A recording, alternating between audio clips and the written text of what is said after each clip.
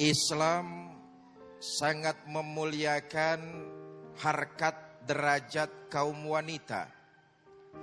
Bukan cuma sekedar itu, Islam juga menjaga kemuliaan kaum wanita dari keburukan dan kehinaan.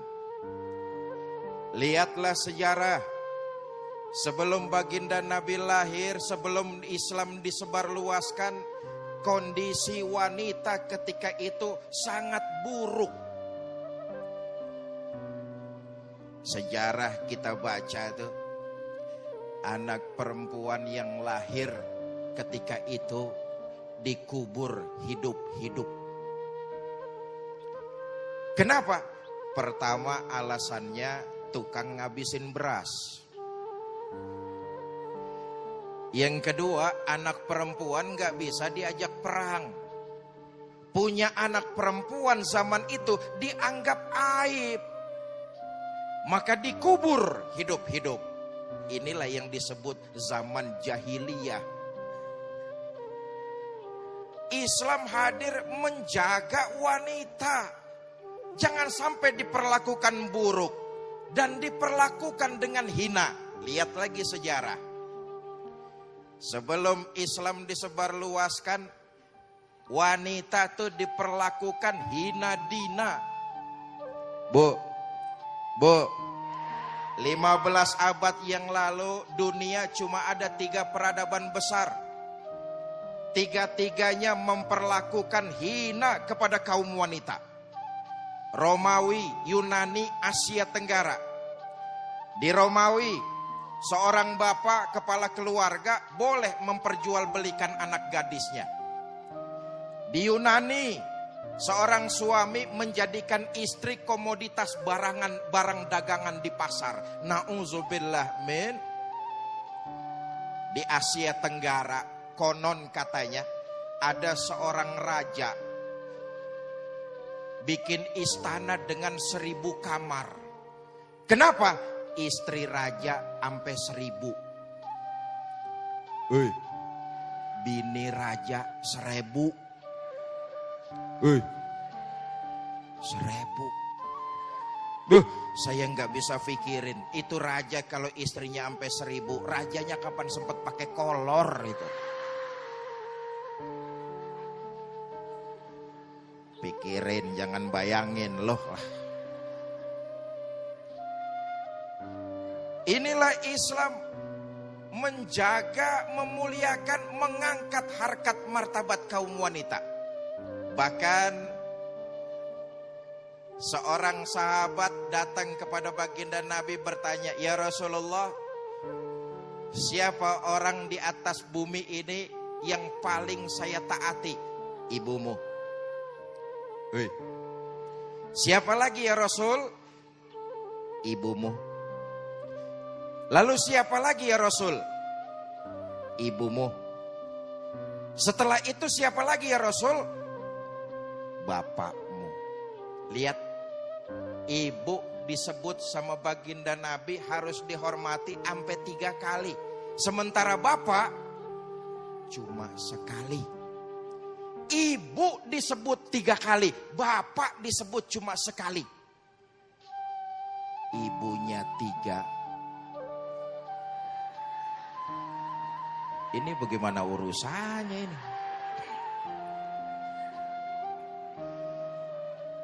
Bapak, Ibu, saudara-saudara, menjaga, memuliakan, mengangkat harkat martabat kaum wanita. Sekarang kondisinya, fenomena hari ini kita lihat, wanita setelah diangkat harkat dan martabatnya malah membumbung tinggi. Kaki terangkat dari bumi, sudah disanjung malah minta disamakan dengan emansipasi dan kebebasan berekspresi. Perempuan minta disamakan dengan kaum pria.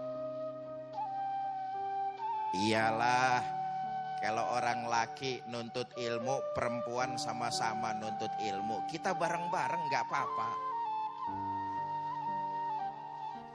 Kalau laki-laki sholat, perempuan juga sholat, nggak apa-apa kita bareng-bareng. Laki-laki kerja, nanti kita bahas nih pembahasannya. Perempuan juga kerja, ayo kita sama-sama. Tapi ada hal-hal di mana wanita harus menjaga kodrat kewanitaannya. Sebab kalau wanita melanggar kodrat kewanitaannya, itu sama juga merendahkan dirinya sendiri.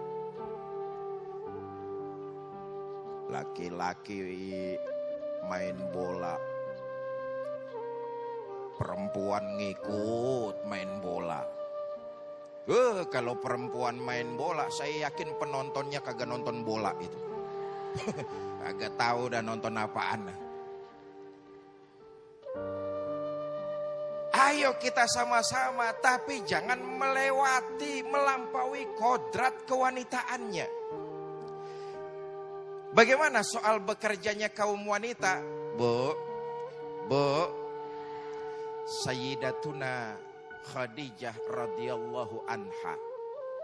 Beliau adalah istri baginda kita Nabi besar Muhammad sallallahu alaihi wasallam. Khadijah itu wanita karir.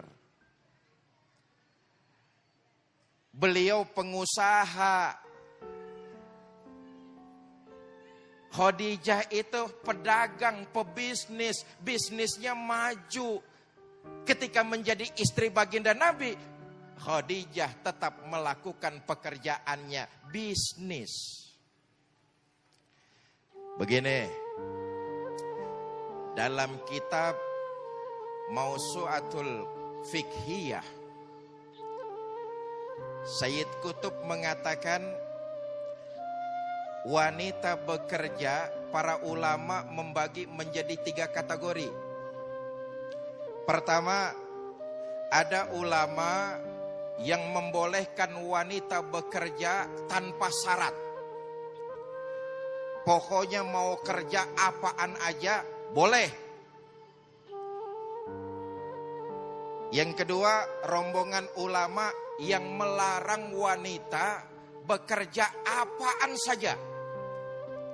Yang ketiga, rombongan ulama, golongan ulama yang membolehkan wanita bekerja tapi dengan beberapa syarat. Menurut Sayyid Qutb, ini yang lebih dekat, yang ketiga, kepada nilai-nilai ajaran agama Islam. Kenapa? Nabi pernah bersabda, beliau mengatakan, sesantai-santainya kaum perempuan di rumah, senganggur-nganggurnya kaum perempuan di rumah, kerjaannya adalah menenun. Saya tanya, menenun itu kira-kira kerjaan apa bukan tuh? Menenun itu adalah berkarya. Sesantai-santainya kaum wanita dia di rumah, dia menenun. Artinya perempuan harus berkarya. Perempuan harus bekerja. Untuk siapa perempuan bekerja? Hasilnya tadi yang sudah disampaikan oleh Ustazah Lulung, untuk dirinya sendiri. Uang laki, uang suami, uang istri. Uang istri, emang lu maruk loh lah.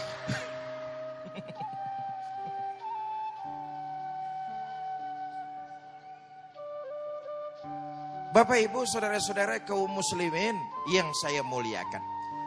Karena itu Islam tidak melarang wanita bekerja, wanita berkarir.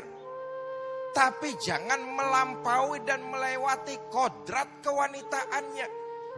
Karena yang sudah begitu tinggi dengan melampaui dan melewati kodrat kewanitaannya, maka wanita itu akan jadi rendah kembali.